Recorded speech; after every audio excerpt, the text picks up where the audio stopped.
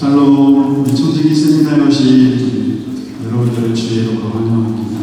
청지기 세미나 시작하기 전에 같이 한번 기도하시고 찬양으로 함께 했으면 좋겠습니다. 이 시간에 함께 기도하실 때 하나님, 오늘도 또 주의 예배 잘 드리고 청지기 세미나를 합니다. 하나님, 이 청지기 세미나를 통해서 주님이 우리에게 주신 그 마음이 어떠한 마음인지, 하나님의 마음에 대해서 또 우리를 부르신 그 하나님의 계획에 대해서 우리가 깨닫는 그 귀하고 복된 시간을 될 수 있게 해달라고 이 청지기 세미나를 위해서 우리 선교사님을 위해서 같이 한번 기도했으면 좋겠습니다. 기도하시겠습니다. 살아서 역사하시는 하나님 아버지, 오늘 우리를 이 자리로 불러주셔서 감사합니다. 하나님, 청지기 세미나를 통해서 그만 하나님께 하나님의 부르심을 깨닫는 그 부르심에 반응하며 나아가는 하나님, 이 복된 시간 되게 하여 주옵소서. 하나님, 우리가 함께 기도하고 또 하나님의 마음을 나누고 하나님의 부르심의 그 말씀을 듣게 하여 주옵소서. 그래서 그 부르심 앞에 하나님, 제가 여기 있습니다, 하나님 손들고 주님 앞에 나아가는 이 거룩한 시간 되게 하여 주옵소서. 오늘 부르는 선교사님 부르셔서 감사합니다. 선교사님을 통해서 선보다는 그 말씀을 깨달아 알게 하시고 또 은혜 받게 하시며 또 하나님 앞에서 우리가 결단하며 나아가는 이 귀하고 복된 시간 되게 하여 주옵소서. 주님, 모든 것이 주의 은혜임을 고백하며 그 은혜에 우리가 감사하게 나아가는 이 복된 시간 되게 하여 주옵소서. 함께 찬양하시다 시작됐네 우리 주님의 능력이 나의 삶을 다스리고 새롭게 하네 자유하네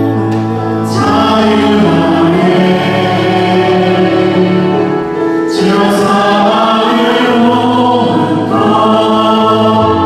나의 삶을 변화구나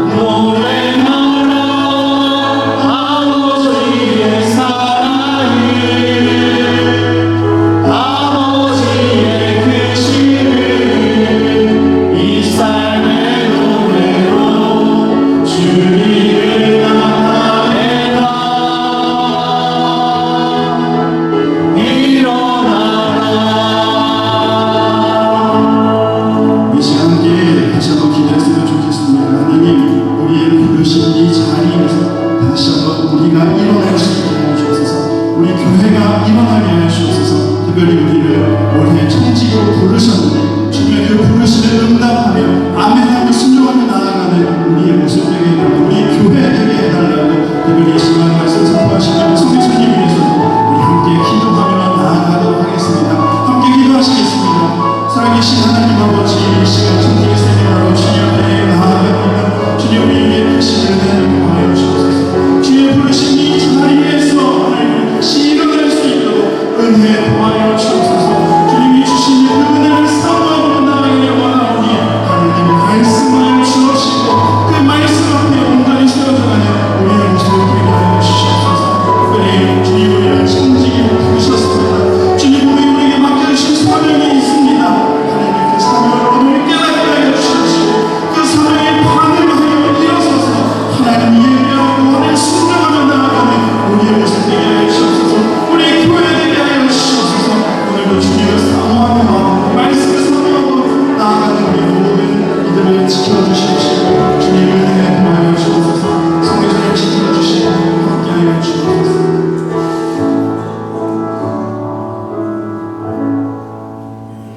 너희는 부르신 부르심에 합당하게 행하라. 하나님, 주님께서 우리를 주님의 자녀로 불러주셨을 뿐만 아니라 우리를 또 하나님 앞에서 쓸모있게 여기셔서 청지기로 불러주시니 감사합니다. 하나님, 우리가 어떤 직분 또 어떤 영역에서 일하든지 간에 하나님이 부르신 그 부르심에 합당한 모습으로 또 어울리는 모습으로 하나님이 기뻐하시는 모습으로 올 한해 잘 감당하며 살기를 소원합니다. 내가 가진 것, 내가 깨달은 것, 내가 배운 것만 붙들고 하나님 이 일을 하려고 하는 것이 아니라 하나님이 내게 말씀하시고 또 하나님의 그 말씀 붙들고 우리에게 맡겨진 일 감당하는, 그래서 우리 주님께서 잘하였도다 착하고 충성된 종아, 우리 하나님께 칭찬 듣는 우리 모든 청지기들 될 수 있도록 은혜 더하여 주시옵소서. 주님 말씀을 통하여서 이스라엘 백성들이 그 애굽의 노예의 모습에서 하나님의 백성으로 새로워져 갔던 것처럼 그렇게 오늘도 새로워지는 변화의 자리 되도록 이 시간 함께하여 주시고, 특별히 오늘 함께 강의하실 우리 정우영 선교사님에게 우리 성령의 지혜로 덧입혀 주시고 그 입술을 주장하셔서 정말 우리에게 유익이 되고 꼭 필요한 귀한 말씀 우리 들려지게 하시고 또 듣는 말씀이 우리 가슴에 잘 새겨져서 하나님 올해 우리가 청지기로서의 직분 감당하는데 귀한 양분 될 수 있도록 은혜를 더하여 주시옵소서. 예수님의 이름으로 기도하옵나이다. 아멘. 우리 되도록이면 이 강사할 때 이렇게 시야가 넓어지면 훨씬 피곤해요. 그러니까 우리 두 의자에 두 좌석에 모여 앉는 걸로 가운데로 좀 옮겨주시면 좋겠습니다. 가운데 자리로. 그래야 강사할 때 이렇게 한눈에 들어와야 강의가 훨씬 더 좋습니다. 우리 이따가 강의하고 이렇게 몇 줄씩 그룹 같이 이렇게 대화하는 그런 시간을 좀 가지려고 그러거든요. 그거 조금 고려하셔서 같이 좀 대리교님 좀 모여 앉으시면 우리가 그룹 토의 할 때도 조금 좋겠습니다. 우리 강사하시는 우리 정우영 선교사님은 한 2017년에 오셨나요? 과테말라 오셔서 지금 우리 사카페케스 산페드로 그다음에 순빵고 지역에서 우리 교육 선교 쪽을 하고 계시고요. 말씀드린 것처럼 우리 은혜 한인 교회에서 평신도로 오랫동안 또 스텝으로 잘 섬겨 주셨습니다. 그리고 신학을 같이 공부하시고 안수는 받지 않으시고, 그래서 참 감사한 게 여러분 우리 목사님들이 와서는 강의 참 많이 해주셨어요. 성지기에 대한 강의를 해주셨는데 목회자의 입장에서 주로 이제 그 강의를 하셨는데 이분은 평신도로 또 오래 섬기시고, 그래서 평신도의 입장에서 재직 또 청지기가 어떻게 해야 되는가도 이야기해 주시고 또 신학을 공부하신 입장에서도 또 이야기를, 그래서 우리가 좀 평소에 우리 목사님들이 강의할 때하고는 조금 다른 관점의 이야기를 해주실 수 있어서 너무나 감사하게 생각을 합니다. 우리 시간 없으니까 제가 빨리 들어가야죠. 우리 강사 우리 정호영 선교사님 나오실 때 우리 박수로 우리 환영하도록 하겠습니다. 우리 정호영 선교사님입니다. 감사합니다.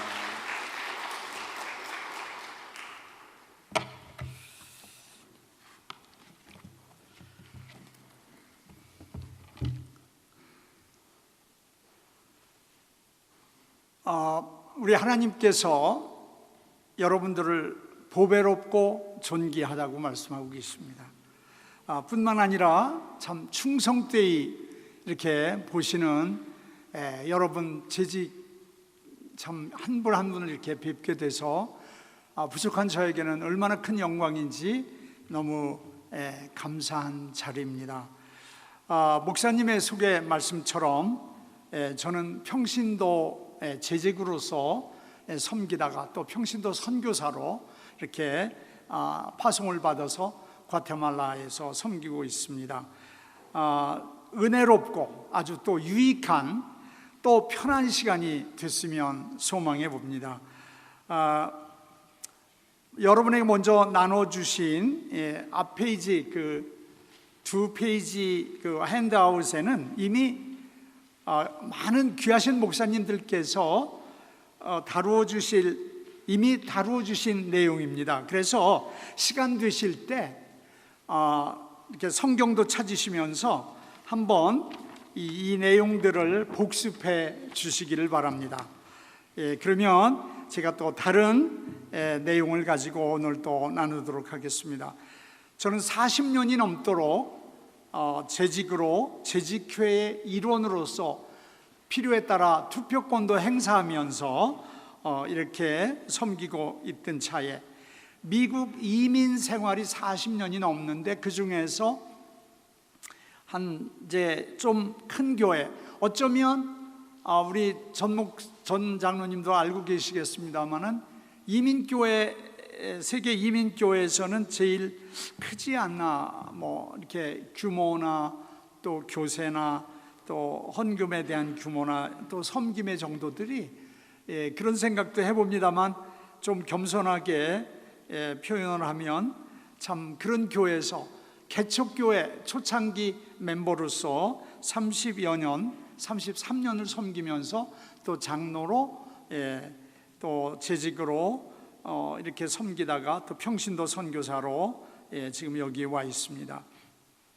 그 당시 저희 교회는 한 8천만 불 규모의 땅과 또 교회를 증축하고 리마들링 하면서 또 신축까지 한 4,200만 불 정도 또 들여서 신축까지 하게 되는 그런 일들, 또 지금은 한 300여 가정이 되지만 제가 섬기고 있을 때는 한 250여 가정의 파송 선교사를 50개국 이상에 이렇게 후원하면서 이렇게 섬겼던 교회였습니다. 지금도 기억나는 것은 90년대 공산주의 체제가 무너지면서 소련과 중국이 이제 열리게 되지요. 그럴 때 우리가 소련 모스크바와 세인트피터스버그, 지금 레닌그라드였죠 옛날에. 그 두 지역에서 큰 스테디움 2만 5천 명이 들어가는 스테디움을 빌려서 거기에서 2만 5천 명의 소련 현지인들을 초청하고 복음을 전하면서 섬겼던 참 대형 집회를 섬길 때가 생각이 납니다. 당시 목사님께서 저희들에게 그런 말씀을 해주셔서 보잉 747 450명이 탈 수 있는 초대형 비행기를 3대를 차로 해서 전세를 내서 교인들이 그걸 타고 소련까지 날아갔습니다. 참 비행기 안에서 기도하며 찬송하며 준비하면서 일주일 동안 그 영혼들을 섬겼던 정말 감격적인 그런 기억도 생생합니다.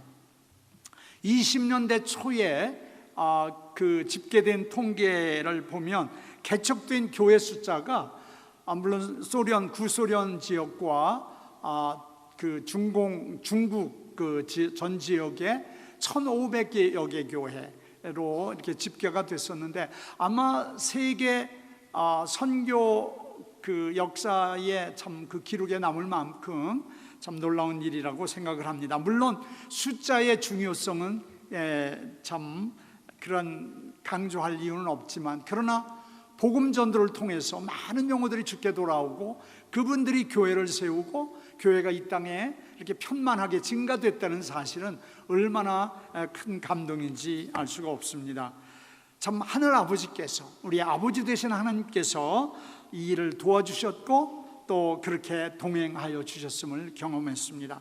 저는 개인적으로 이제 장로로서의 심우가 끝나고 이제는 이제 평생 달려왔던 그런 그 경제적 부담이나 또 지구의 재직으로서의 그런 부담들을 내려놓고 이제는 우리 가족을 위해서 또 나의 남은 삶을 위해서 은퇴 준비를 해야 되겠다 할 즈음에 우리 하나님은 저를 개인적으로 만나주시고 또다시 하나님의 일꾼으로 선교사로 불러주셨습니다. 참 이제 선교사의 직임을 마치고 돌아가면 참 이렇게 경제적 부족 때문에 염려도 되지만, 그러나 워낙 부족한 사람을 하나님이 쓰시겠다고 또 부르시는데 참 마다할 수가 없고 순종하게 됐습니다. 그래서 신학 과정을 또 마치고 또 이제 선교 훈련을 하와이 열방대학에서 그 선교 훈련을 마치고 이곳 과테말라에 온 지 벌써 이제 6년이 넘어가고 있습니다. 7년을 바라보면서 쌍왕 사카테페케즈의 교회 하나, 그리고 산페드로 사카테페케즈의 또 교회, 그래서 교회를 건축하고 참 신방하고 세례도 주고 설교도 못하는 설교도 하면서 동역자 목사님과 현재 목사님과 함께 그래서 이렇게 섬기고 있습니다. 그래서 산페드로 교회는 작년 말로 건축이 끝나고 좀 두 개 교회는 이제 반듯하게 거의 7, 80명 이미 산페드로는 100명이 넘어가는 교인과 함께 어린이 사역 또 성인들 지도자들 성경 공부 인도를 하면서 이렇게 섬기고 있습니다. 또한 순빵코의 그 알데아 그 시골 농촌 지역에 산타 마르타라고 하는 지역에 사립 중학교 부지를 구입하고 담공사를 맞추고 지금 이제 교실 건물들을 이제 짓기 시작을 하고 있습니다. 15개 정도의 교실 또 교무실, 강당과 또 그 체육시설 또는 기술학교 이런 시설들을 지금 계획 중에 있고요. 여기서 이루어질 사역들은 정규 중학교 콜레히오 사역과 또 방과후 학교 사역, 워낙 공교육 그 교육 실태가 여러분도 아시겠습니다만 참 너무 열악한 상황이 있지 않습니까? 그래서 그 방과후 학생들 취약 아동들이 1000여 명이 되는데 거기에 있는 초등학교 학생이 247명이에요. 그러면 거의 500~600명이 그냥 흙바닥에서 뒹굴면서 그 전혀 이런 교육 그 혜택을 받지도 못하고 그렇게 사는 아이들을 보면서 참 내일에 대한 희망도 없이 또 나이가 들어가는 청소년들을 보면서 꼭 학교와 교회 또 기술사역 또 그 지역 발전을 위한 지원 사역 등 이런 것들이 참 절실하겠다 싶어서 기도 가운데 준비를 하고 있습니다. 그런데 이런 건축을 하는 과정에서도 우리 하나님은 얼마나 구체적이고 세밀하게 부족한 저와 동행하고 계신지 모릅니다. 예를 들어서 그 건축 기금을 위해서도 저는 이렇게 큰 교회에서 섬겼지만 이제 그 교회를 떠나고 참 페이스 미션으로 자비량 또 믿음을 가진 그런 그 믿음만 가지고 맨 땅에 이렇게 왔습니다. 그런데 하나님께서 정말 불쌍히 보시고 긍휼을 더하셔서 처음 만나는 분들을 통해서 그런 꿈을 함께 갖게 하시고 헌신된 그런 그 선교의 꿈을 나누게 하시고 그래서 시작해 하시고 지금도 한국에 저도 일면식이 없는 아주 시골 강원도 산골에 계신 아주 연로하신 81가 되시는 장로님께서 또 어떻게 그렇게 또 헌금을 또 보내주셔서 또 그 건축들을 하게 하시고 이런 일들이 일어나고 저는 그냥 은혜만 받고 있는 겁니다. 그래서 아주 여러분처럼 여러분 더욱 저보다 훌륭하시고 정말 충성된 종들이시고 재직들이지만 저도 여러분처럼 이렇게 열심히 일하는 마음만 가지니까 이렇게 하나님의 일꾼으로 쓰임받는 거예요. 근데 그 현장에서 얼마나 큰 은혜를 받고 있는지요, 너무 감사하면서 지내고 있습니다. 우리의 일상적인 삶에서도 마찬가지라고 생각합니다. 이러한 주님의 관여, 주님의 개입들이 그분의 그 손길이 이 세상 끝날까지 내가 너와 함께 하리라, 그 약속의 말씀을 이렇게 참 동행하심으로 계속적으로 앞장서 인도하시는 것을 보면서 얼마나 감사한지요. 그러나 이제 나이가 들어가면서 저도 여러분이 보시지만 이제 나이가 들어 보이지 않습니까? 근데 제 마음속에는 멀지 않아 주님 앞에 서겠구나. 그런데 어떤 모습으로 서게 될까? 영적인 그 나의 자세로 평생토록 사랑해왔던 우리 아버지 되신 하나님, 그 하나님을 어떻게 뵐까? 이런 생각을 하게 됩니다. 특별히 저를 사랑하셔서 또 여러분들을 사랑하셔서 십자가에 죽으시기까지 사랑하셨던 그 예수 그리스도, 그 어린 양 되신 예수님 앞에 내가 어떤 얼굴로 뵙게 될까 이렇게 상상하게 됩니다. 참 후회와 반성이 전부일 수 있는 인생, 그렇지 않습니까? 그러나 이렇게 끝날 수는 없다. 아니면 이제 준비하면서 그리스도인의 성품과 또 하나님이 참 이렇게 부어주시는 믿음의 삶, 또 그러한 섬김의 모습들을 우리가 선택해야 될 것입니다. 우리는 운명처럼 마지막을 맞이합니다. 그날은 반드시 옵니다. 그 운명의 날 우리는 어떤 마음으로, 어떤 모습으로 이 땅을 떠나게 될까요? 그런데 우리 믿음의 선진들, 영적 대가라고 할 수 있는 그런 분들은 무슨 말을 하고 떠났을까요? 지난해 5월에 제가 개인적으로도 이렇게 존경하는 우리 그 뉴욕에 계시는 도시 선교, 도시 목회를 아주 잘 하셨던 팀 켈러 목사님이 계십니다. 그분이 암으로 돌아가시게 됐는데 73세로 일기를 마치게 돼요. 그러나 그분이 돌아가실 때는 그토록 기다리셨던 예수 그리스도를 마음에 사모하다가 이제 저는 예수님을 뵈러 본향을 갑니다 고백하면서 정말 21세기의 C.S. 루이스라고 불렸던 그 팀 켈러 목사님다운 마지막 말을 하셨습니다. 목회자의 목회자로 불렸던 이 땅의 수많은 크리스찬들에게 많은 진리의 말씀을 선포하시고 많은 책들을 통해서 해주셨던 유진 피터슨 목사님도 5년 전 10월 달에 그 참 세상을 떠나셨는데, 뭐 부활을 살라, 다윗, 현실의 그 뿌리박은 영성, 이런 책들 여러분들 많이 읽으셨을 거예요.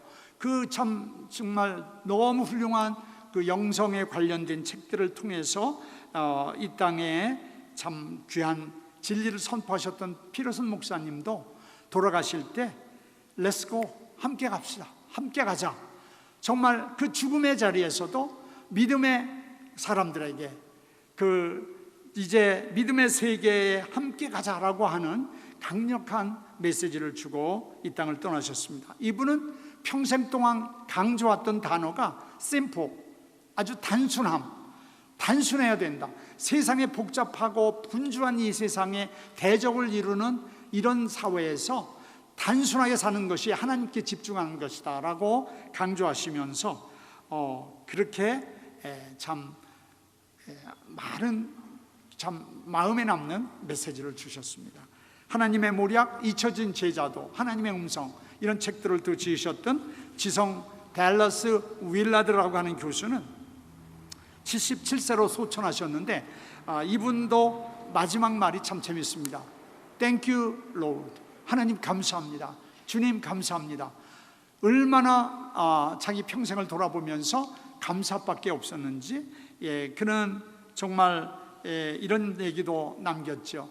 제자들의 삶, 재직의 삶이 정말 이 공허한 성공을 추구하는 이 세상에서 그야말로 얼마나 혁명적이고 가치 있는지를 이렇게 알려주셨어요. 많은 책들을, 많은 그런 참 설교를 통해서 평생 주님을 추구하던 삶을 살았던 그는 감사하면서 본향으로 떠났습니다. 2차 세계대전이 끝나기 바로 넉 달 전 4월 9일 날 독일 나치에 의해서 정말 이렇게 교수형에 처해진 순교자 디트리트 본헤퍼 목사님도 참 39살의 나이였습니다. 그는 이제 나의 생은 마치지만 이제 시작이다. 정말 이제 영원한 나라 주님과 함께 그 영화로운 그 삶의 그 기대가 있기에 시작이라고 고백을 했습니다. 그는 형장의 이슬로 사라졌지만 정말 행동하는 신학자요, 행동하는 믿음의 신앙가였습니다. 그분의 예수 정신은 지금도 많은 사람들에게, 특히 젊은 사람들에게 그 많은 영향력을 가지면서 깨우고 있습니다. 사람들은 이렇게 모두 살아온 방식대로 죽는다고 합니다. 우리도 모두 이 땅에서 마지막 말을 남기고 저 하늘 본향에서 새로운 삶을 시작하게 될 것입니다.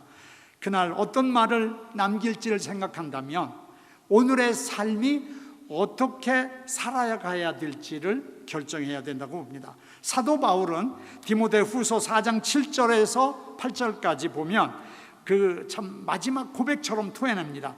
나는 선한 싸움을 싸우고 이제 나의 달려갈 길을 마치고 믿음을 지켰으니 이제 후로는 의의 면류관이 예비되었으므로 주 곧 의로운 재판장이 그날에 내게 주실 것이며 내게뿐만 아니라 내게만이 아니라 주의 나타나심을 사모하는 모든 자에게도 그러하리라.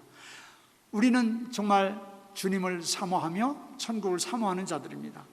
이때 그러한 그 참 예비하신 의의 면류관을 위해서 우리는 준비해야 될 줄 믿습니다.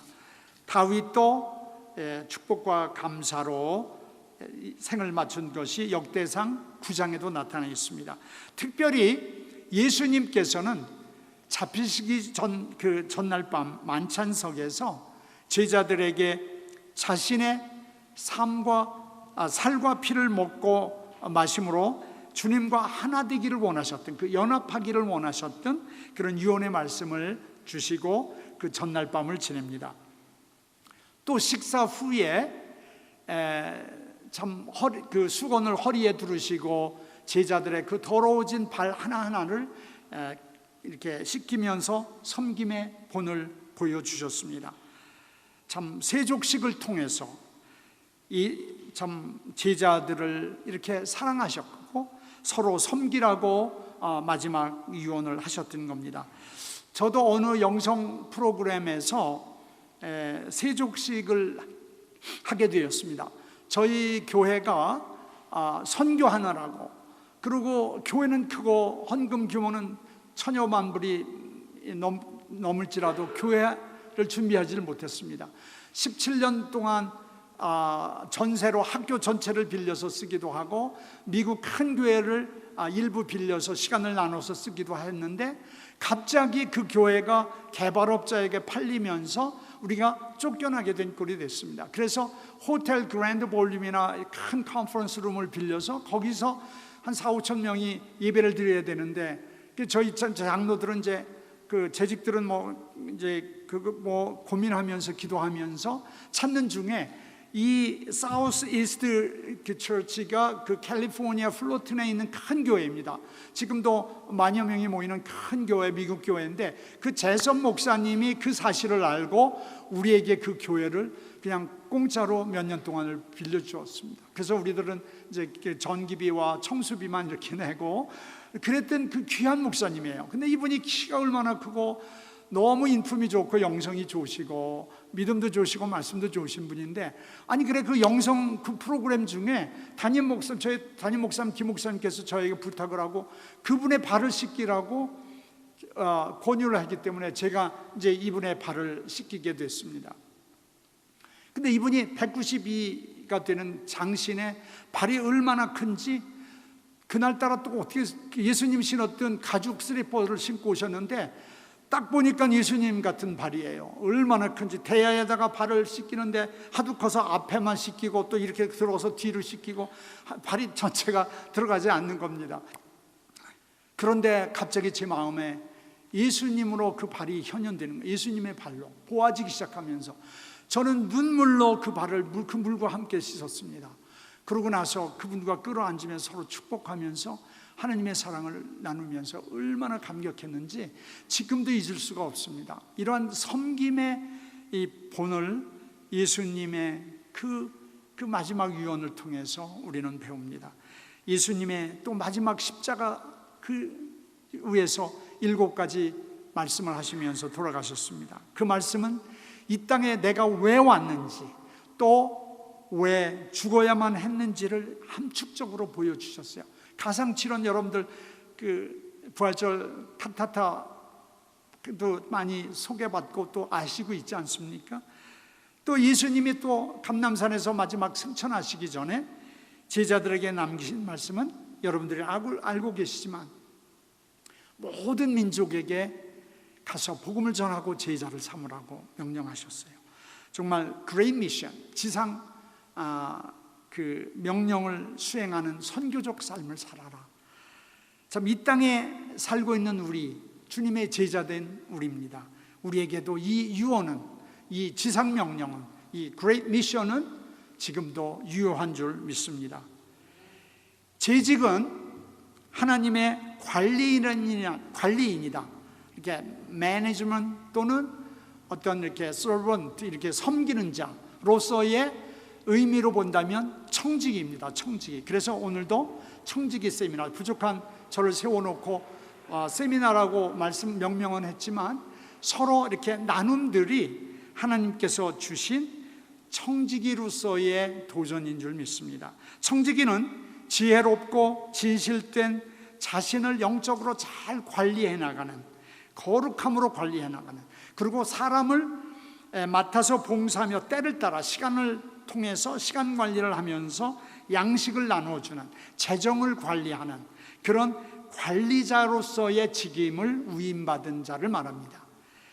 주께서 이르시되 지혜 있고 진실한 청지기가 되어 주인에게 그 집 종들을 때에 따라 양식을 나누어 줄 자가 누구냐라고 누가복음 12장 42절에서 우리 주님은 말씀하고 있습니다.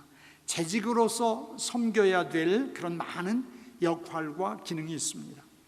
그 중에서 많은 부분들이 있습니다만 제가 재직으로서 수십 년 동안을 재직 세미나도 듣고 또 참여하면서 또 마음속에 담아있던 그런 몇 가지만 나누기를 원합니다.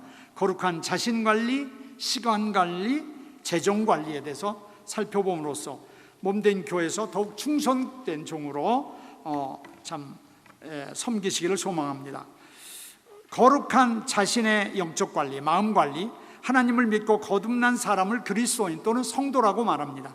성도의 뜻은 거룩한 물이라는 뜻입니다. 한자로 표현하면 거룩할 성 또는 성스러울 성, 한 분야에서 이렇게 뛰어난 사람들. 물이 성도, 도는 걷는다 또는 걷는 사람들을 말합니다. 그 말을 합해보면 거룩한 이렇게 탁월한 사람들이 계속해서 걸어가는 그런 무리들, 그런 사람들, 또 다른 말로 말하면 거룩한 사람들의 살아감을 말합니다. 이 구원받은 성도가 그리스도인으로서 하나님을 닮아가는 삶의 여정이 바로 성화이지요. 그렇죠? 성도의 평생 목표가 성공이나 무슨 어떤 특별한 능력을 받는 것보다 거룩하기를 끊임없이 추구하는 것이 특징이고 특권이고 우리의 추구되는 그런 과정입니다. 그래서 성화는 금식을 하고 주일 성소를 하고 또는 막 헌금을 하고 또 죄를 억제하는 어떤 인간적인 어떤 이런 노력뿐만 아니라 성령의 충만하신 그 임재를 갈망함에 있습니다. 갈망하는 마음, 그리스도를 닮아가려고 하는 주님 안에 거하고자 하는 그런 열망이 곧 성화입니다. 몇 점을 받아야 된다고 하는 것은 없습니다. 우리가 몇 점을 받아야 성화를 이루고 그 다음에 영화 단계, 그래서 우리가 참 주님 앞에 가는 그 서정의 그 단계를 거쳐야 된다고 하는 것보다 내가 주님 안에 거하고자 몸부림치는, 그래서 그 성령의 임재를 갈망하는, 그래서 무엇보다도 거룩을 위해서는 하나님의 말씀이 필요하다고 하는 것을 꼭 말씀드리고 싶습니다. 먼저 말씀을 듣고 실천할 수 있는 우리가 되어야 될 줄 믿습니다. 예수님을 영접했던 마르다도 예수님께 작은 책망을 듣는 이유가 있었습니다. 정말 섬기는 일에 열중한 나머지 더 중요한 말씀 듣기를 미스했던 거죠. 이렇게 놓쳤기 때문입니다. 그래서 우리가 예배에 충실히 임하고 그러고 나서 교회 봉사하는 재직이 되어야 됩니다. 제가 신앙생활 하면서 보면 꼭 말씀 듣고 은혜 받아야 될 사람이 그 예배 자리에 없는 거예요. 근데 밖에 나가서 열심히 봉사는 합니다. 그런데 어느 날 그런 분들이 부족함 때문에, 연약함 때문에, 그런 채워지지 못함 때문에 그렇게 좀 어려움을 겪게 되는, 또는 어려움을 주게 되는 그런 경우를 우리 목도하게 됩니다. 정말 늘 하나님의 말씀 예배에 충실하고, 또 하나님의 말씀 묵상하고, 또 주의 음성을 듣고 기도하면서 이렇게 성숙되어 가면 좋겠습니다. 이렇게 성숙되어 갈 때 우리 기도가 쉬워집니다. 정말 기도 어렵습니다. 은혜교회에서는 옛날에 우리가 월드 프레이스 애너라고 해서 완전히 정말 24시간 늘 기도하는 그런 막 그 기도 운동이 지금까지도 불붙고 있습니다. 이런 기도들이 쉽습니다. 1시간 기도, 2시간 기도, 저희들은 2-3시간 기도하는 거 그렇게 어렵게 느끼지 않았던 것은 그러한 어떤 습관에 의해서 이렇게 말씀과 기도, 영적 습관들이 본능적으로 하나님을 의지하게 만든다고 하는 것입니다. 하나님을 온전히 의지하고 신뢰할 때는 이제 거룩한 하나님의 성령이 그 약속 따라 우리의 마음속에 내주하게 됩니다. 우리의 영혼을 거룩함으로 지배하기 시작합니다. 마침내 우리의 성품이 그리스도를 닮아서 마음도 온유해지고, 거칠었던 성품이 따뜻해지고 온유하면서 얼굴에 살아온 그 흔적들이 이렇게 정말 그리스도인이구나를 드러내게 됩니다. 관용과 사랑도 넘치게 됩니다. 참 지금 생각해 보면 여기에 걸맞는 한 사람이 생각이 납니다. 제가 이제 목회 그룹을 한 300여 명 이렇게 섬겼습니다. 한 12년 동안 섬겼었는데 2008년도였습니다. 어느 불신자가 전도대에서 왔는데 참 재능이 많고 또 지능이 아주 천재 수준이었습니다. 이렇게 바둑이 7단이에요. 그리고 창의성이 뛰어나고 대학생활 중에서도 불교학생회 회장까지 했고, 또 이렇게 논리적 체계가 아주 손색이 없는 너무 귀한 분이었었어요. 그런데 참 복음을 듣고 이제 앞으로 저희들이 그 교회에서 이제 여러 가지 프로그램들이 있습니다만은 그레이스 인카운터라고 하는 좋은 프로그램이 있습니다. 이를 통해서 복음을 듣고 또 부족한 제가 같이 참 끌어안고 기도하면서 성령 체험과 성령의 충만함을 위해서 기도하고, 참 정성껏 복음을 전할 때 그 복음을 받아들이고 이분이 변하기 시작합니다. 회심한 후에 놀라운 변화, 저에게도 너무 큰 관심을 갖기 시작합니다. 무엇보다도 가치관이 변화가 됩니다. 평생토록 자기가 똑똑하고 또 잘났기 때문에 결혼도 못하고 참 그렇게 살던 사람, 그리고 이렇게 토해내는 여러 가지 이론과 논리는 당할 자가 없을 만큼 그런 분이 변하기 시작하고 세계를 바라보는 성경적인 세계관이 달라지기 시작합니다. 그 성품이 바뀌고 믿음이 성장하고 이제 마침내 이제 만원의 그 결혼 계획을 어느 이혼녀와 결혼하겠다고 참 그 결혼 계획을 내놓았습니다. 자기는 초혼임에도 불구하고 이혼녀와의 결혼을 이렇게 결심하는 그 결심 내용을 저에게 설명하는데 마치 천사와도 같았습니다. 정말 화려했습니다. 이 순전한 사랑의 관계임이 제가 알고 동의하면서 축복하면서 결혼식을 치렀습니다. 가정을 이룬 후에 그들은 재직으로 집사로 성장해가고 교회를 섬기고 참 소그룹 공동체 가정교회라고 하는데 참 많은 전도를 이루고 늦은 밤까지 두 부부가 그 월드 프레스 애너에서 밤늦도록 기도하는 기도 용사가 됐습니다. 수많은 불신자를 전도하고 가정교회를 크게 구성하고 전도상도 받게 됐습니다. 참 천국의 삶이 이렇게 아름답고 행복하냐고 저에게도 많이 고백하는 것을 저는 들었습니다. 그의 모습에 많은 그를 아는 지인들, 특히 동창들 또는 많은 친구들이 몰려오기 시작합니다. 전도의 문이 열리기 시작했습니다. 그야말로 감동 있는 그의 삶을 저는 같이 경험하고 보았습니다. 참 지금은 참 아쉽게 천국에 먼저 가서 볼 수는 없지만 아직도 많은 사람들의 기억 속에 그 사람을 기억하고 있습니다. 윤 집사님이 남기고 간 그 아름답고 능력 있는 그의 그 신앙적 삶의 태도나 성품과 섬김들이 참 얼마나 큰 영적인 영향력이었나를 느끼면서 고백하고 있습니다. 우리 사랑의 교회에서도 그런 분이 지금 여기 계신 분들도 많이 그런 분이 계신 줄 믿습니다. 이렇게 복음을 듣고 또 예수 그리스도를 구주로 영접한 참 모든 사람들은 하나님의 말씀 안에서 성숙되어 갑니다. 그리고 친밀한 주님과의 기도로 교제하며 예배하면서 하나님을 닮아가려는 그런 선한 의지, 그런 비전을 갖게 됩니다. 마침내 하나님께서 그런 분들을 신실하다고, 신실한 청직이라고, 재직이라고 직임을 맡겨주십니다. 그러므로 충성된 재직의 마음관리가, 내면적인 영적 관리가, 영적 성숙이 이렇게 우리에게는 큰 도전으로 다가오고 있습니다. 잠언 4장 23절에 여러분들이 알고 계신 말씀이지만 모든 지킬 만한 것 중에서 더욱 내 마음을 지켜라. 이는 생명의 근원이 이에서 남이라. 우리 마음은 곧 나의 영적 그릇입니다. 뿐만 아니라 성령이 전으로 삼아 내 속에 내주하는 성전이 됩니다. 그래서 우리가 마음과 육체도 관리하면서 이렇게 귀중함을 알아야 되겠습니다. 우리 한국 언어 문화 속에 덕담이라고 하는 말이 있습니다. 이제 새해나 또는 무슨 특별한 일이 있을 때 이렇게 축복하는, 상대를 이렇게 잘 되기를 빌어주는 말을 말하죠. 덕담은 실제로 효과가 있다고 합니다. 이런 어떤 효과를 피그말리온 효과라고 그러죠.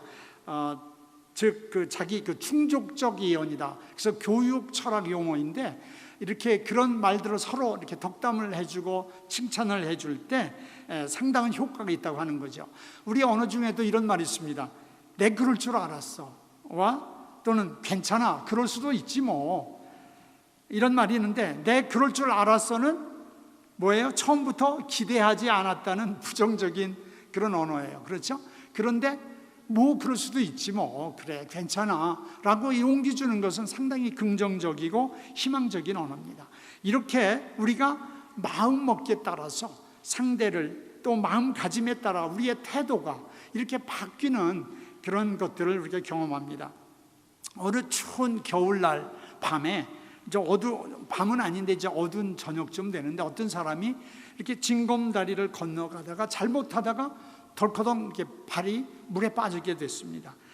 그러자 그 사람이 아니 어떤 놈이 이런 다리를 이렇게 만들어 놓았어 하고 불평을 하기 시작합니다. 발을 헛디딘 것은 자신이잖아요.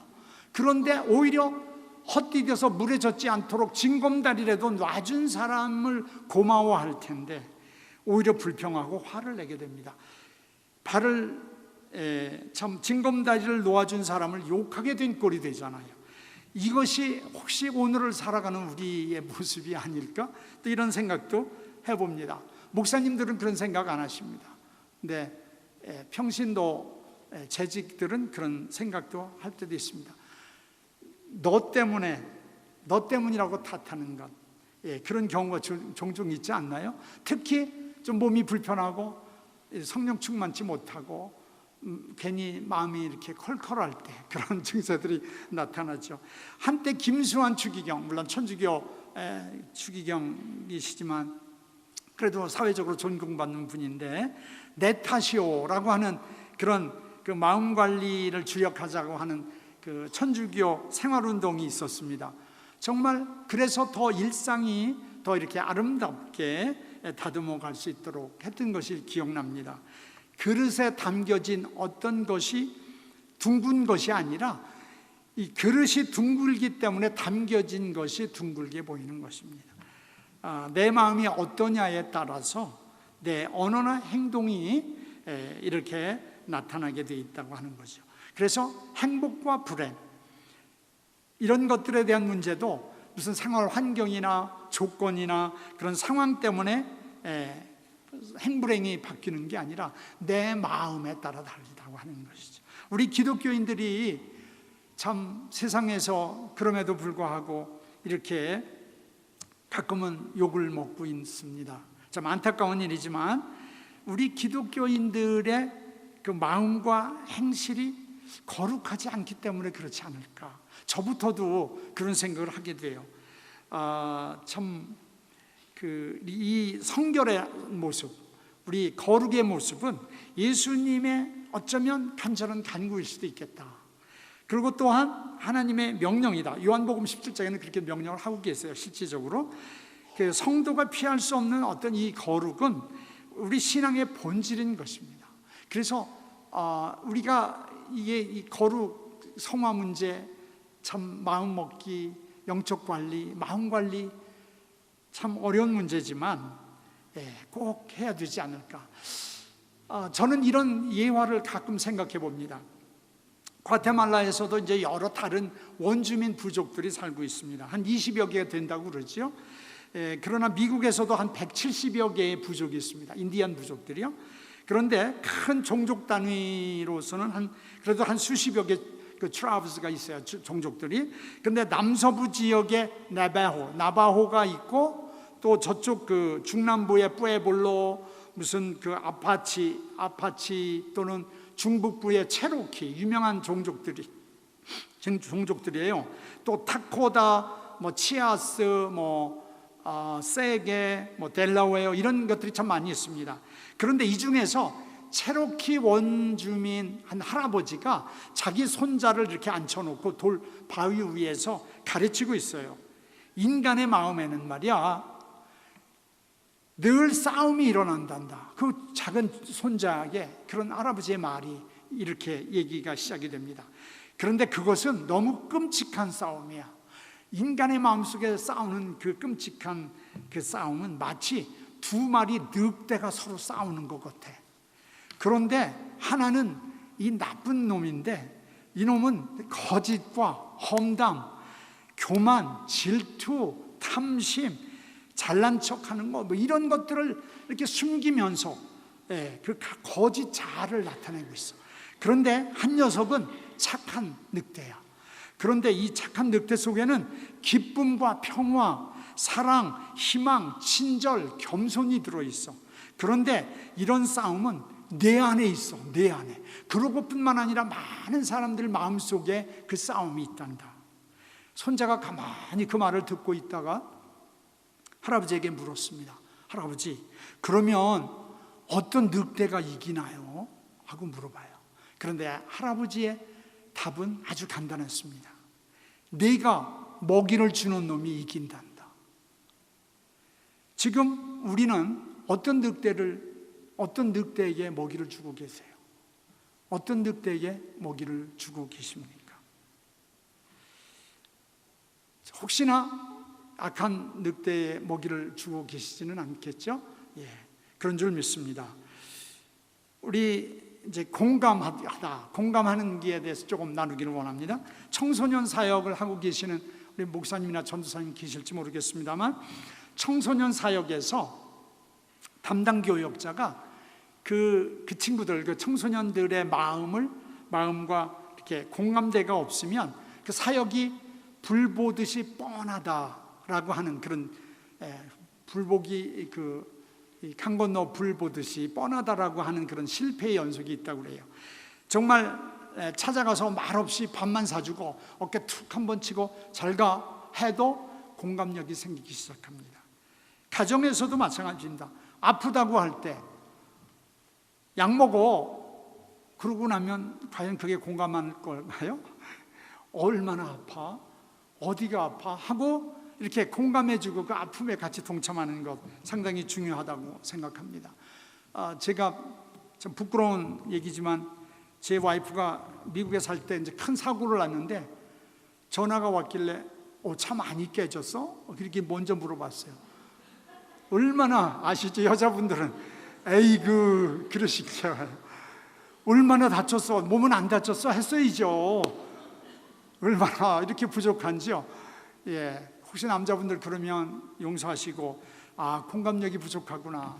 나를 덜 사랑하면 내가 더 잘해주고 내가 더 먼저 사랑하고 공감력을 가져야 되겠다 하셔야 될 줄 믿습니다. 참 이렇게, 예, 그래서 사랑한다고 할 때 그래 그러지 말고 나도 사랑해, 나도 많이 사랑해 할 수 있는, 예, 또 힘들다고 교회에서도 그렇잖아. 아, 나 힘들어 그럴 때 나도 힘들어 이러지 말고 내 어깨에 기대, 그래, 이렇게 안아줄 수 있는 이런 공감력. 예, 인간관계를 이렇게 아름답게 하는 것은 어떤 제안이나 처방이 아닙니다. 정말 이렇게 함께 그 아픔에, 또 함께 그 상황에 함께 공감하는 그런 인간관계인 줄 믿습니다. 그래서 몸된 교회도 가정도 이런 공감을 통해서 더욱 행복해질 수 있음을 우리는 압니다. 그 다음에 우리 자기 부인, 나를 포기하고 권리 포기하고 나를 부인하는 것 한번 좀 다뤄봅시다. 가정과 교회 또는 작은 공동체 안에서 갈등 관계 있습니다. 서로 어렵고 힘든 그런 관계 있을 수 있습니다. 내가 죽지 않은 자아가 있기 때문에 그렇지 않은가 생각도 하게 됩니다.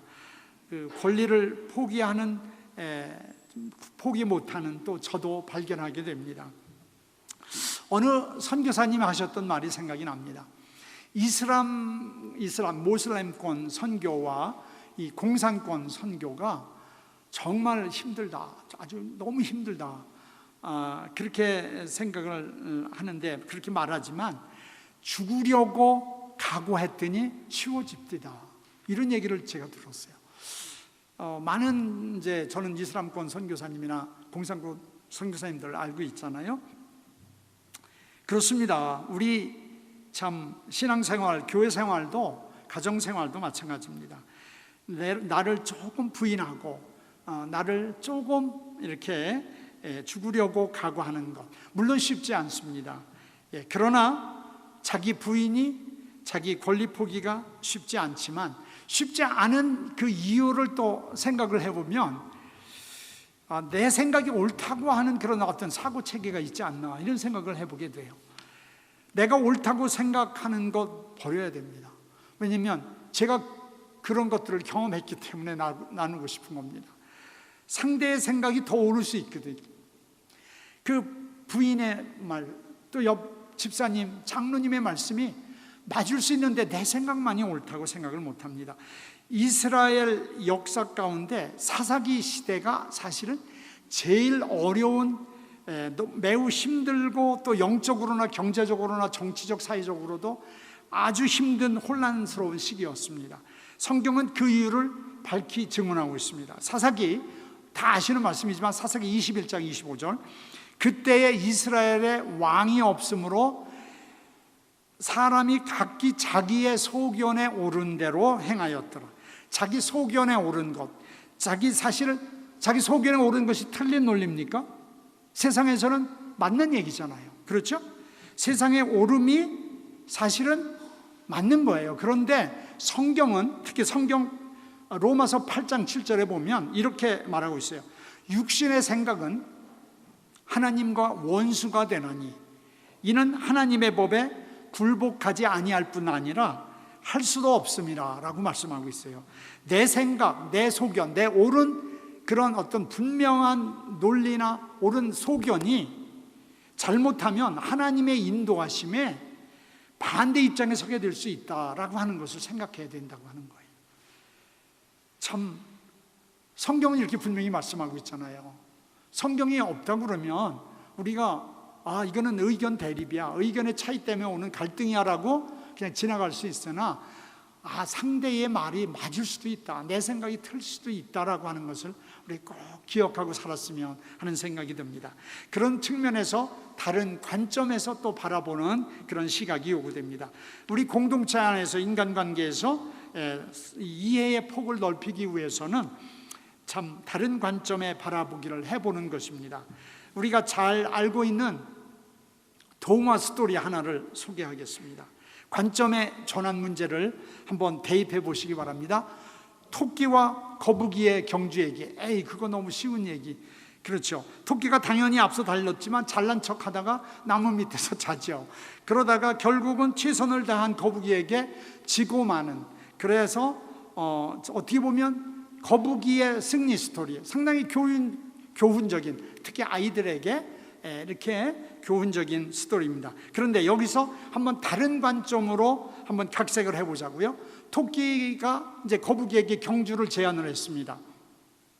제안받은 거북이가 경주할 장소를 땅이 아닌 바닷물이라고 생각을 해보자고요. 그러면 그 잘난 척하는 토끼가 더욱 겸손해질까요? 안 겸손해질까요? 겸손해질 뿐만 아니라 최선을 다해서 물 위에서 경주하는, 그래서 그 진짜 경주의 결과가 더욱 흥미진진하지 않을까요? 예. 이렇게 다른 관점에서도 생각할 수 있는 것. 또 다른 스토리로 한번 구성을 해볼까요? 옛날에 거북이를 정말 무척 사랑했던 토끼가 있었습니다. 그런데 이 토끼에게는 한 가지 아픔이 있었습니다. 왜냐하면 거북이가 자기의 그 느려 터진 그 발걸음이 약점이 돼서 열등감으로 인식하고 있다는 점이었어요. 그래서 그런 거북이를 볼 때마다 마음이 아픈 거예요, 토끼가. 그래서 이제 토끼가 거북이에게 자신감을 주기 위해서 어느 날 달리기를 제안을 해요. 그리고 거북이는 자꾸 관심을 가져주고 용기를 주기 때문에 그 용기 100배해서 이제 거기에 응해서 뛰기 시작합니다. 뛰는데 순식간에 토끼가 저만치 앞질러 가고 있었습니다. 그러면서 토끼는 뒤따라오는 거북이를 이렇게 중간쯤 뛰다가 이렇게 생각하면서 혹시 거북이가 포기하면 어떡하지? 그러다가 내가 기다려줘야 되겠다 하고 생각을 하게 됩니다. 근데 기다려주면 자존심이 강한 거북이가 기다려주는 거를 또 저기 할까봐 그럼 자는 척을 해야 되겠다. 그리고 자기 시작합니다. 그런데 그렇게 누워서 자는 척 하는데 토끼는 거북이가 이제 가까이 와서 자기를 깨우고 손잡고 그 언덕길을 같이 멋있게 함께 갈 거를 꿈을 꾸고 있었던 거예요. 그런데 거북이가 자기 옆을 지나가면서 그냥 지나갑니다. 속상하기 시작해요. 눈물이 글썽대요. 내 마음을 알지도 못하는구나. 잠을 자던 토끼는 이제 서운하지만 결국 거북이는 경주에서 이기게 됐죠. 경주 후에 동네 동물들, 동물 식구들 또는 그 후세 이 사람들, 인간들에게 거북이는 근면하고 토끼는 그런 칭찬을 들었고 토끼는 경솔하고 거만하다, 그런 욕을 먹게 됩니다. 그러나 토끼는 남몰래 눈물을 흘리면서도 그 모든 비난을 감수합니다. 왜냐하면 사랑하는 거북이의 그 기쁨이 자기의 기쁨이 되기 때문이죠. 같은 이야기를 다른 관점에서 이렇게 들어보셨어요. 어떠십니까? 다른 느낌이 들지 않습니까? 예, 누구나 겪는 이런 평범한 이야기들, 아주 작은 사건들이지만 우리가 그 조금만 이렇게 움직여서 다른 각도에서 다른 자리에서 이렇게 본다면 참 사랑이 보이기 시작합니다. 그리고 또 그 상대의 그 마음이 이렇게 느껴지고 읽혀지기 시작한다고 하는 거죠. 자, 공감하기를 잠시 예화를 들어서 설명을 드렸습니다. 이제 시간 관리에 대한 말씀을 나눠보도록 하겠습니다. 제 아내가 가지고 있는 그 노트북에 이런 글이 있어서 그냥 퍼왔습니다. 생각하는 시간을 따로 떼어두라. 그것은 힘의 원천이기 때문이다. 읽는 시간을 떼어두라. 그것은 지혜의 셈이기 때문이다. 사랑하고 사랑받는 시간을 따로 떼어두라. 그것은 하나님이 부여한 특권이기 때문이다. 웃는 시간을 따로 떼어두라. 그것은 영혼의 음악이기 때문이다. 주는 시간을 따로 떼어두라. 이기적으로 살기엔 하루가 너무 짧기 때문이다. 기도하는 시간을 따로 떼어두라. 그것은 지상 최대의 힘이기 때문이다. 이렇게 하나님께서는 우리에게 주신 시간이 축복이요 큰 선물이라고 하는 것입니다. 또 시간은 어떻게 보면 우리의 생명이잖아요. 지금 여러분들이 지금 집중하고 있는 요 한 시간이 얼마나 귀한 시간입니까? 생명 아닙니까? 생명의 존재 그 자체 아닙니까? 이 시간 관리에 대해서 성경은 뭐라고 얘기하냐면 에베소서 5장 15절 16절에 보면 그런즉 너희가 어떻게 행할지를 자세히 주의하여 지혜 없는 자같이 하지 말고 오직 지혜 있는 자같이 하여 세월을 아끼라. 때가 악하니라. 정말 지혜로운 시간 관리 중요하다고 강조하고 있습니다. 추수할 것은 많되 일꾼이 없답니다. 정말 우리가 이렇게 시간이 빠른 속도로 줄어들고 있다는 것은 확실한 사실입니다. 진실함으로, 행함으로, 사랑하며 순종하는 시간 너무 귀하죠. 그런데 세상은 이렇게 내가 가지고 있는 온갖 책임들 또는 어떤 그런 압력들이, 나의 관심들이 시간을 막 뺏어가요. 그리고 또 별로 중요하진 그런 사안들이 우리 시간들이 막 잡아먹히기 시작합니다. 영원한 가치를 위한 이 어떤 노력이 그런 것들이 이렇게 뒷전에 이렇게 떨어져 있는 것을 보게 돼요. 정말 우리가 우선순위를 정해야 되겠다, 이런 생각을 하게 되지 않습니까? 예, 우선순위. 그래서 골로새서 3장 23절에는 무슨 일을 하든지 마음을 다하여 죽게 하듯 하고 사람에게 하지 말아라 라고 하는 경고의 말씀도 있습니다. 이런 참 회자되고 있는 말씀도 있죠. 어제 죽은 어떤 사람의 그 오늘이 얼마나 소중하냐, 우리가 가지고 있는 이 시간이 그토록 살기를 원했던 그런 소중하고 귀한 시간이 아니냐라고 얘기하고 있습니다. 어제를 다시 돌이킬 수는 없습니다. 그럴 뿐만 아니라 내일도 끌어다 쓸 수가 없습니다. 단지 어제의 시간이 오늘의 스승은 될 수 있습니다. 오늘의 시간이 또 내일의 스승이 될 수는 있죠. 그러나 지금이 생명입니다. 아까 말씀드린 것처럼 지금이 나의 존재 증명의 시간이고 또 예수님에 대해서 얘기할 수 있는 시간이고 그 예수님의 사랑을 설명하고 사랑을 전할 수 있는 시간입니다. 그의 사랑과 은혜를 또 이웃에게 이렇게 나눌 수 있는 시간, 이거 시간 관리 정말 중요하다고 저는 생각합니다. 이게 무슨 성경을 막 신학적으로 또 교리적인 어떤 해석, 또 존 웨슬리 기독교 강요의 신학적 논리에 의해서 설명되는 게 아니라 우리가 살고 있는 현실이지 않습니까? 이런 것들이 우리 마음속에 이렇게 관리가 돼야 된다고 하는 거예요. 이제 마지막 재정 관리 하나가 남았습니다. 재정 관리. 자, 우리 재정 문제 참 중요합니다. 하나님과의 관계에서도 이 재정 문제가 아주 매우 큰 영향을 이렇게 미치고 있습니다. 어쩌면 신앙생활에서도 돈 문제 때문에 성패가 갈릴 때도 있습니다. 그냥 막연한 얘기가 아닙니다. 저는 제 은혜교회에서 부족하지만 재정관리 세미나를 또 오랫동안 섬기면서 그런 모습들을, 교인들의 수천 명 사시는 그 모습을 지켜보면서 이 재정 문제가, 심지어는 이혼 가정의 70%가 숨어있는 요인이 재정 문제예요. 겉으로는 성격 문제, 무슨 안 맞아, 별소리들을 다 하시는데 깊이 들여다보면 그럴 때도 많습니다. 진짜 누가복음 16장 11절에도 보면 너희가 만일 불의한 재물을 충성하지 아니하면 누가 참된 것으로 너희에게 맡기겠느냐라고 하는 말씀입니다. 이 불의한 재물이다라고 하는 것은 재정관리에 충실하다는 얘기. 불의한 것이 아니라 이 불의한 이런 물질일지라도 잘 관리해야 된다고 하는 것입니다. 재정 논리로 이렇게 다룰 때 청지기로서의 그 면모를 갖추는 것은 절대적이라고 저는 생각합니다.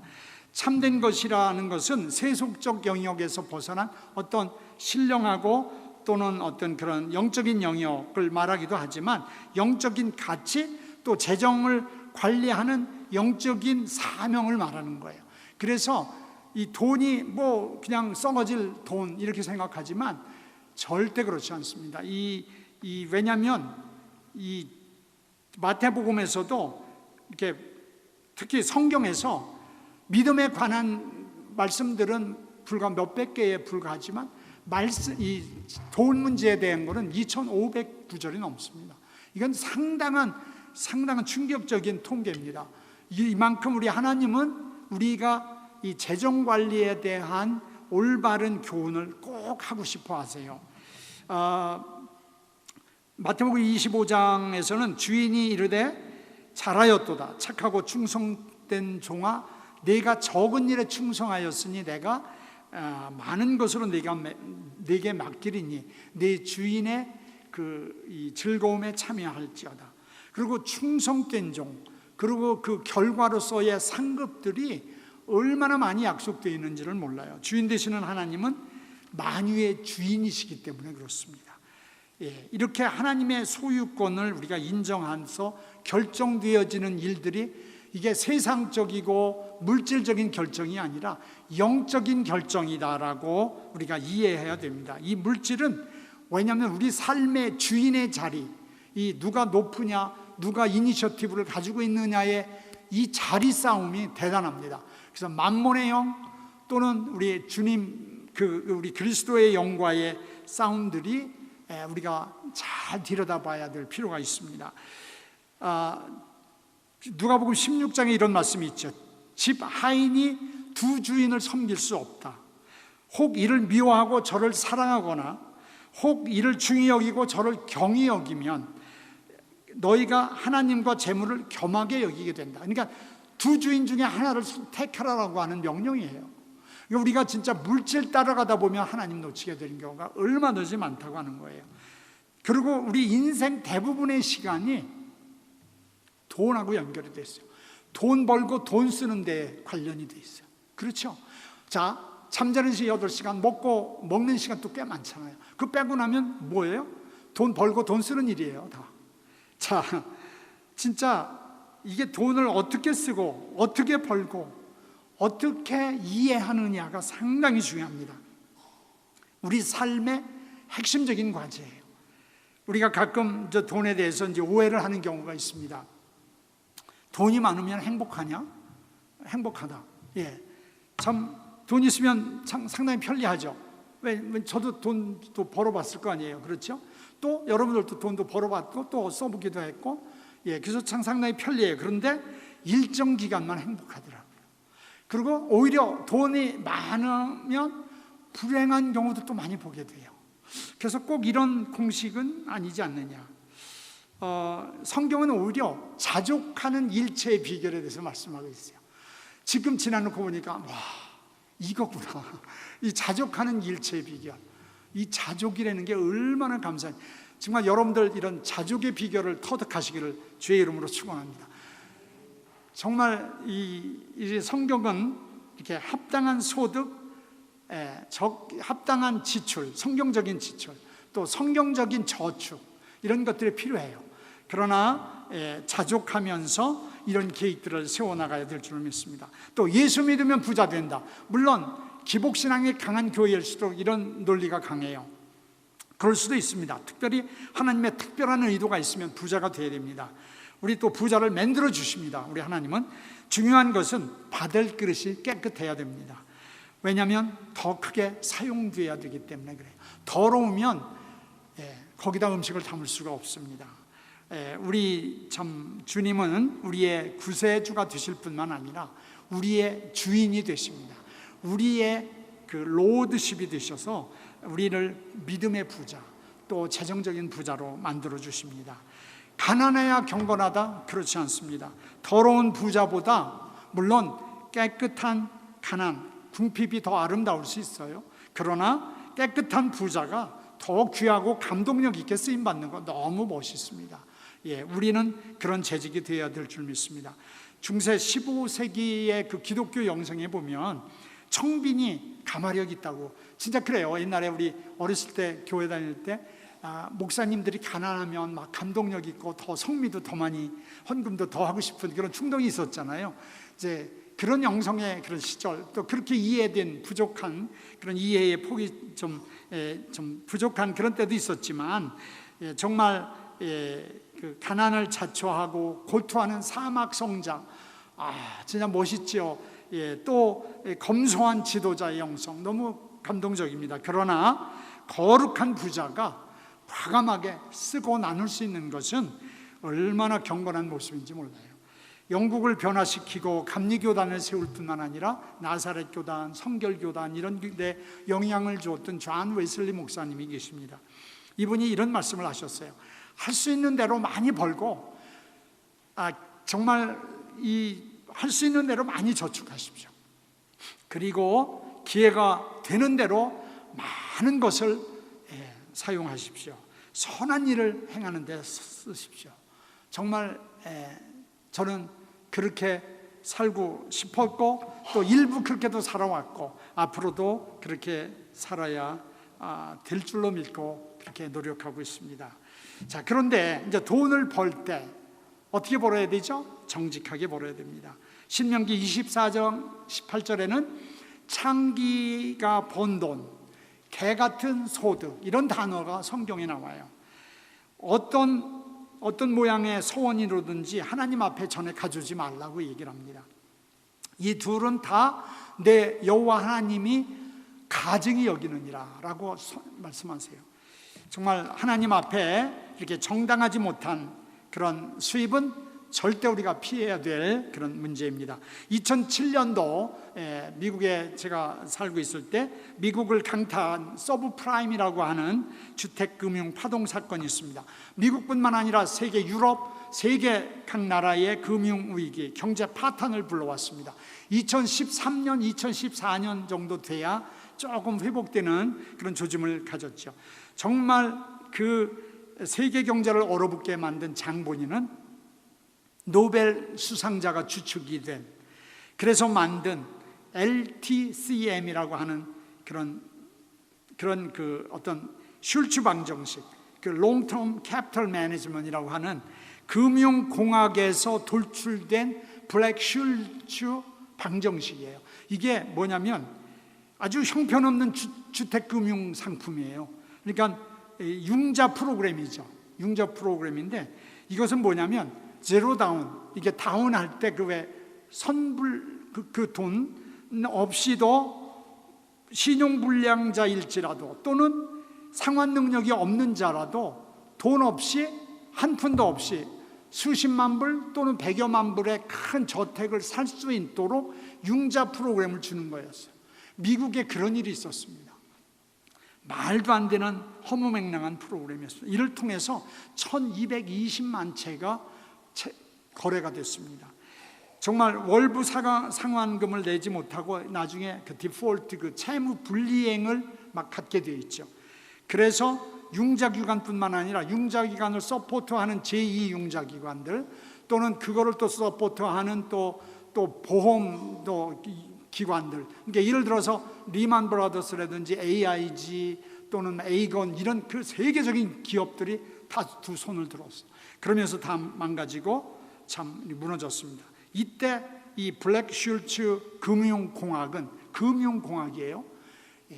요즘에는 이 공학이라는 용어를 많은 그런 전문 분야 영역에 이렇게 쓰고 있는데 1990년도 초에 소련과 중국이 무너지면서 이제 이 공산주의, 그 냉전이 종식됐잖아요. 그래서 무기를 만들고 팔던 그런 방위산업체들이 일하던 물리학자, 수학자, 좀 머리 좋은 노벨 수상자 같은 그런 사람들이 이쪽 금융업계로 잡을 옮겨요.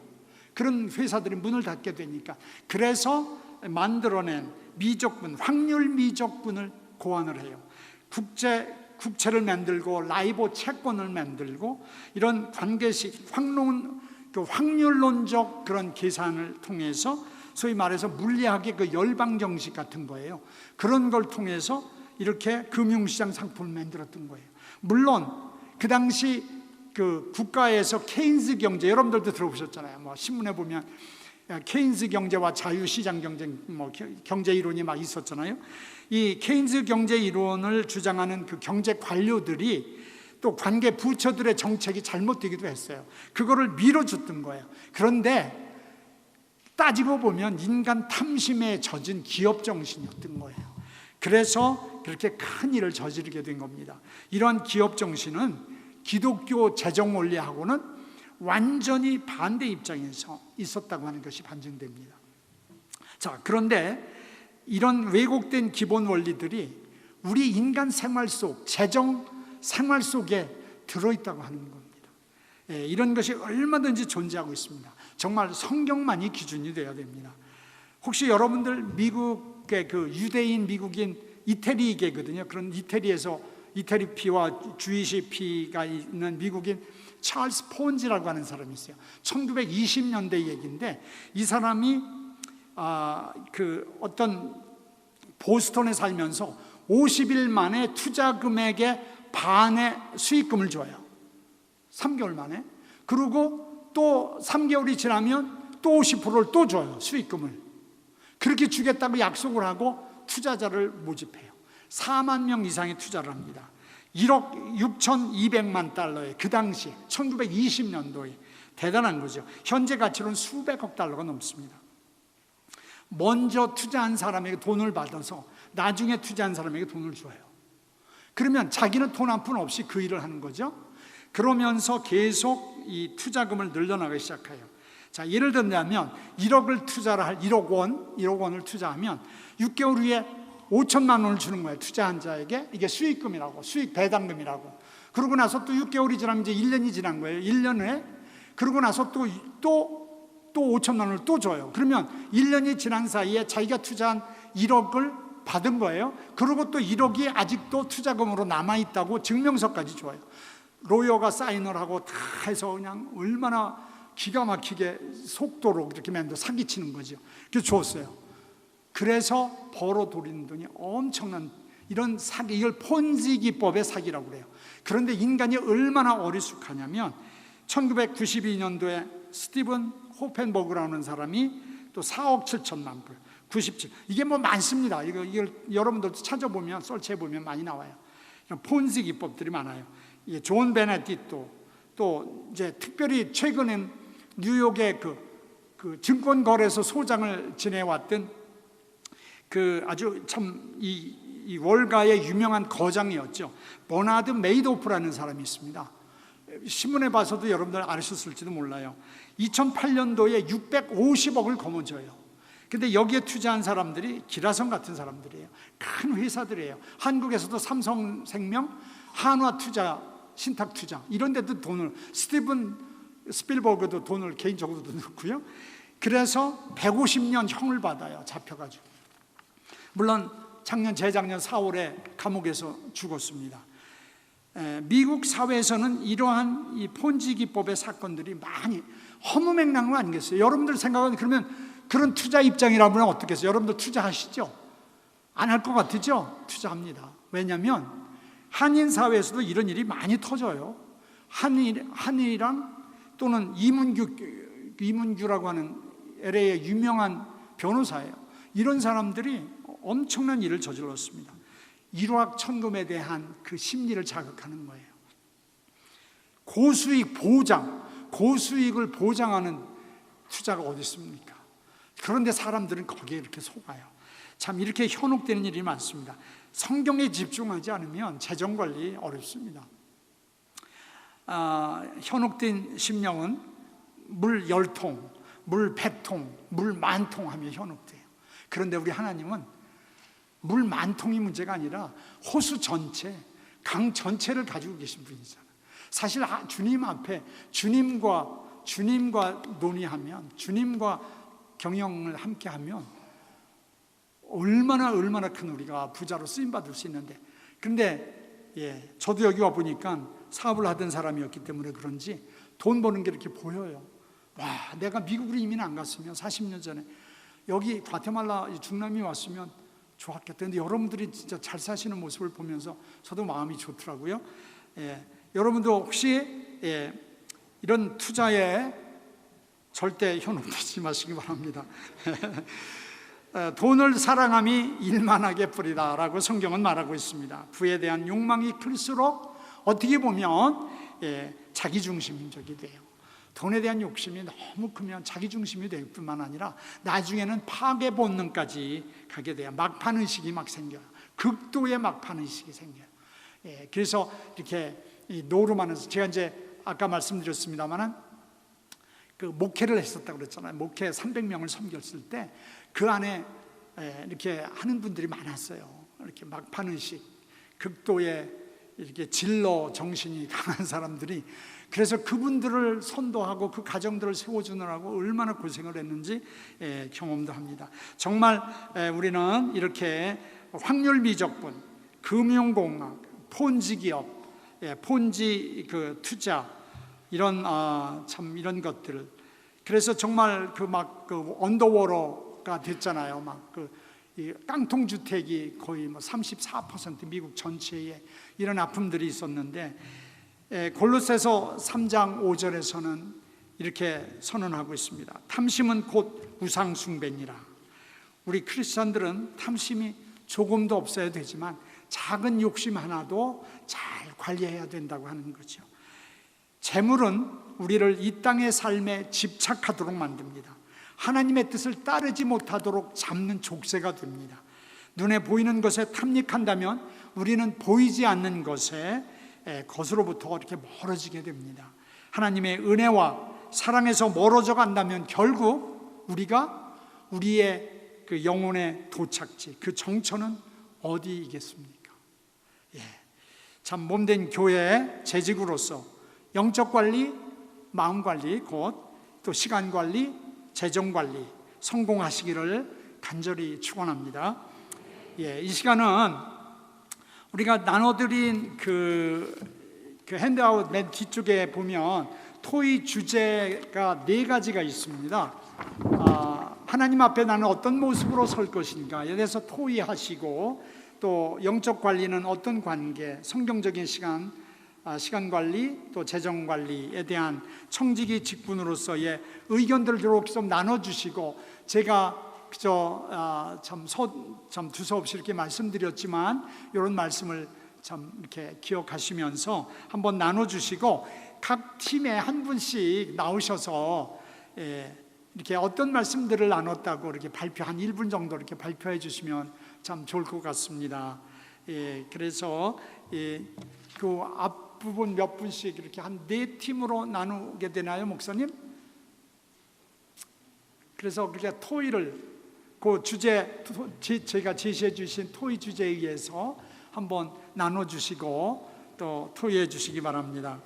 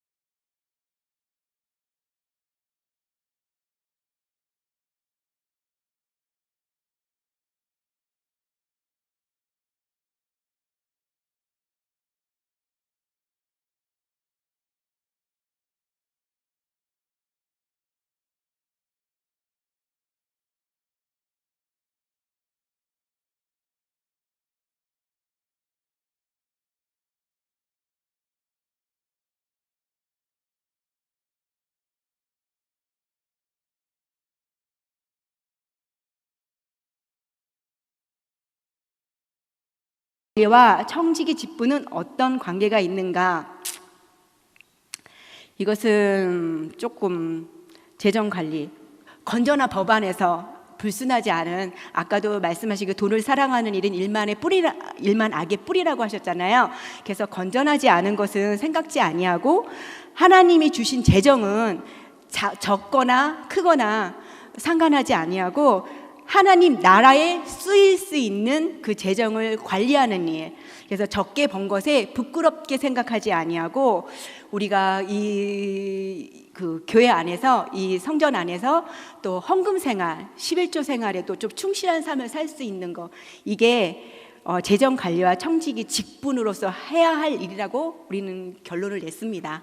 감사합니다.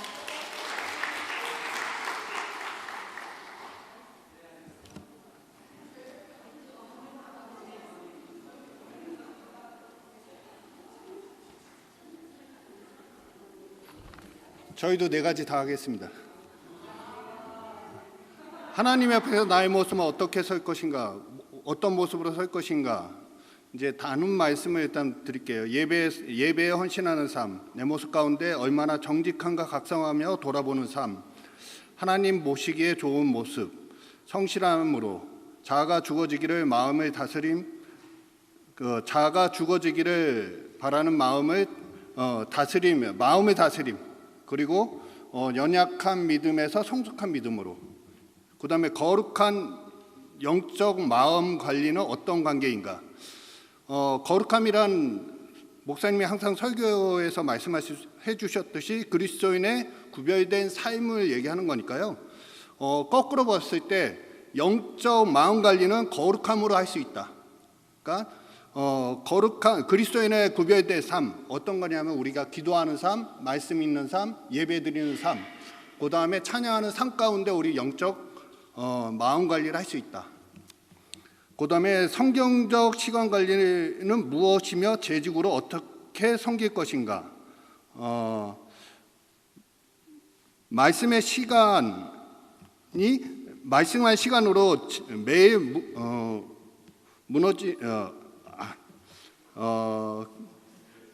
교회 예배 열심히 참석하고 섬기자.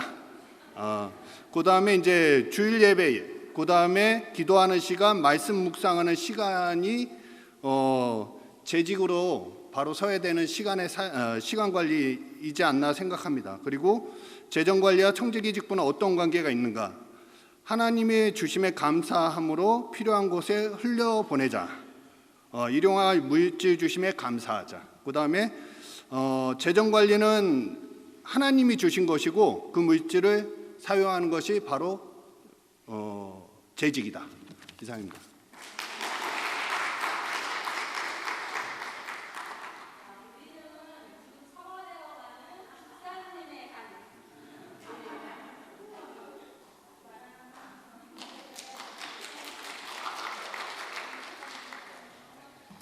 네, 저희 조에서는 권사님들이 많이 계셔서 너무 많이 나눠주셨어요. 하나님 앞에서 나는 어떤 모습으로 설 것인가? 많이 나온 말이 안 믿는 사람 앞에서도 믿는 사람으로서 그렇게 보여야 된다. 그렇게 했고요. 그다음에 거룩함과 영적 관리는 어떤 관계가 있는가? 매일 내가 어떻게 거룩할 수 있을까 생각하면서 말씀을 마음에 담는다. 우리 이종로 목사님께서 말씀하시는 것처럼 내 생각 끄집어내고 말씀으로 담는 거. 그리고 나쁜 늑대가 굶어 죽을 때까지 좋은 늑대를 먹인다. 이렇게 했고요. 그리고 성경적 시간 관리는 무엇이며 재직으로 어떻게 섬길 것인가? 이거는 삶의 우선순위를 많이 말씀하셨어요. 삶의 우선순위를 따로 떼어놓기. 그렇게 해서 이렇게 성경적인 시간 관리를 할 수가 있고요. 마지막 재정 관리와 청지기 직분은 어떤 관계가 있는가? 이게 재정 관리가 정말 이 큰 어려운 문제이기 때문에 일확천금에 현혹되지 않고 또 삶에서 먼저 생각하는 것은 돈이지만 이것이 하나님 나라에 쓸 수 있도록 그렇게 이제 관리를 하자 이렇게 이야기했습니다. 감사합니다.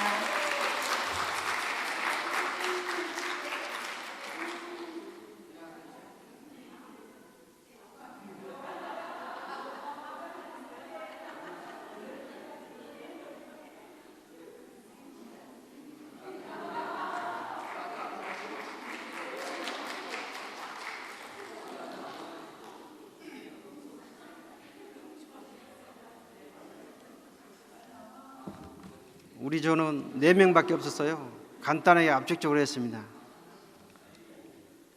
나는 하나님 앞에 어떤 모습을 살 것인가? 복잡한 이 땅에서 단순한 삶이 성도의 삶이다. 두 번째, 거룩함과 영적 관리는 어떻게 할 것인가?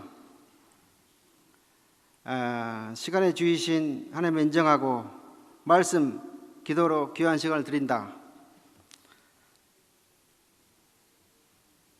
여기 세 번째네요. 착각했습니다. 그럼 두 번째 패스하겠습니다. 재정관리와 청지기 직분은 어떤 관계가 있는가? 물질 주이신 하나님을 인정하고 탐심은 우상 숭배다임을 항상 명심한다. 이상입니다.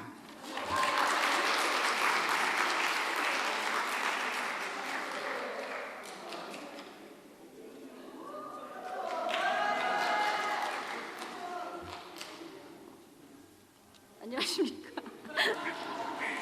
저희 모두는요, 다른 말씀이 아니라 다른 관점에서 바라보기에 꽂혀서 저희는 이걸로 안 했어요. 그래서 서로 말씀 나누고, 그리고 영적으로 회복되시는 분, 지금 많이 힘드신 분 그 말씀 듣고 서로 기도해 주기로 하고 끝냈습니다. 저희는.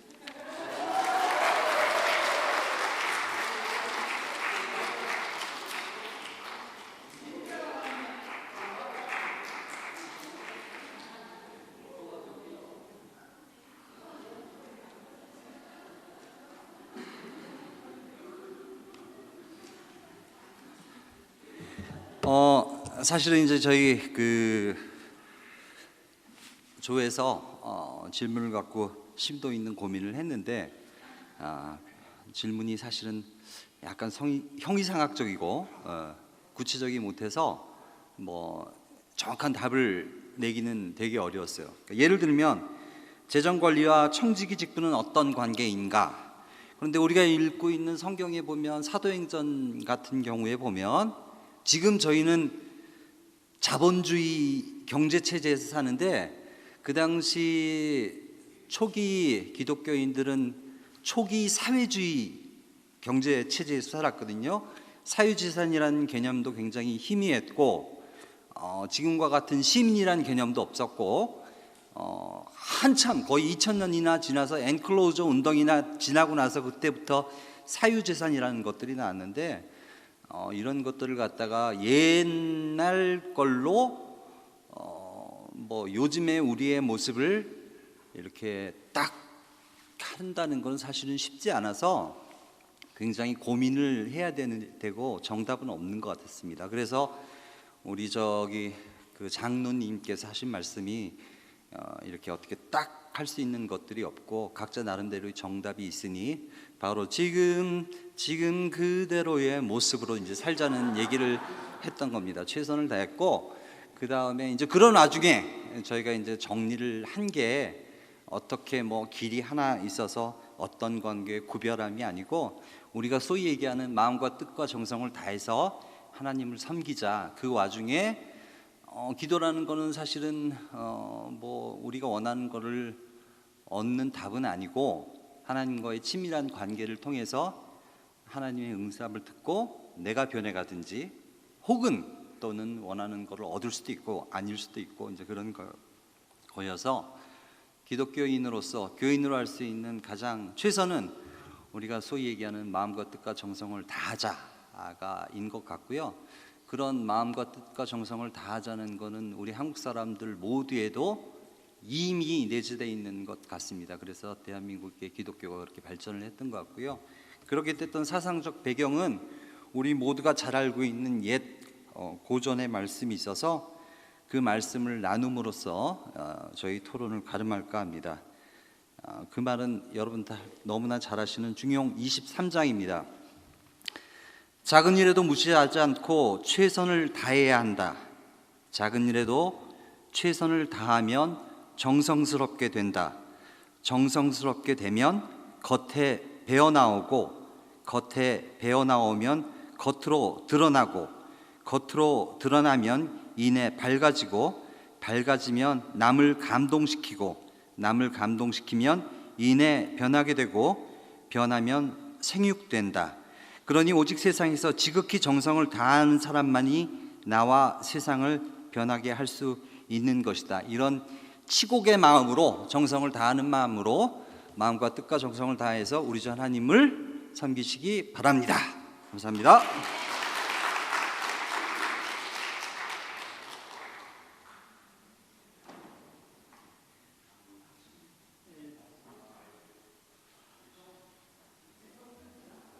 와, 여러분들 너무 훌륭하십니다.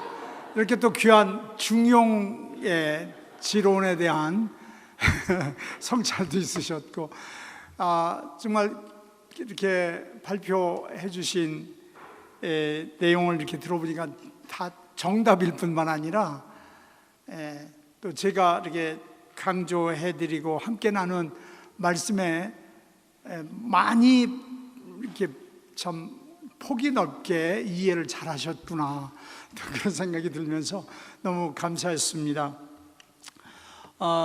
다음에는 아마 우리 사랑의 교회 재직 중에 한 분이 나오셔서 재직 세미나를 하셔도 손색이 없지 않겠나, 이런 생각도 해봅니다.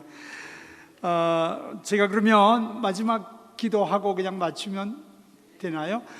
시간이 많이 갔습니다만 너무 이렇게 즐겁게 또 환호하시면서 참 반응해 주시고 또 마음에 담으시고 또 나눠주신 것에 대해서 다시 한번 감사를 드립니다. 제가 기도하겠습니다. 나눈 말씀 가운데서도 함께 하신 우리 하나님 감사합니다. 들은 말씀 가지고 토의하며 또 마음속으로 결단하며 또 그런 심령을 주님이 아시오니 그 마음을 축사하셔서 이제 남은 재직의 섬김의 삶 가운데 오병이어의 기적처럼 살게 하시고, 이를 통해서 몸된 교회, 우리 사랑의 교회가 더욱 성장하고 든든히 세워지는 또 확장되어가는 축복이 있게 도와 주옵소서. 사랑하는 우리 이 목사님을 중심으로 또 우리 부교역자님들, 또 장로님들, 또 모든 재직들 연합하여 이 땅에 하나님의 꿈과 비전이 더 크게 실현되어 갈 수 있도록 우리 주님 동행하여 주옵소서.